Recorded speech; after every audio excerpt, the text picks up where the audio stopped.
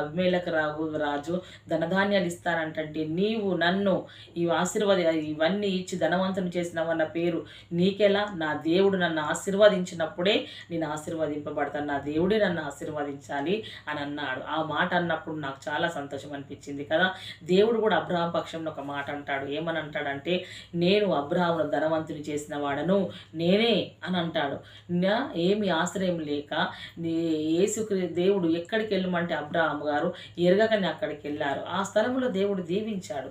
ఆ విగ్రహాల చేసేవారి మధ్యలో నుండి ఆయనను బయటకు తీసుకొచ్చి ఆయన దీవించాడు కాబట్టి ఆయన మాట చెప్పారు యేసుక్రీస్తుల వారు కదా. ఇక్కడ అదే మాట అంటున్నారు, దేశంలో తనకు ఆశీర్వాదం కావాలని కోరువాడు నమ్మదగిన దేవుడే ఆశీర్వదించాలా, ఇతరులు కాదు, మనుషులు కాదు, వేరే వారు కాదు.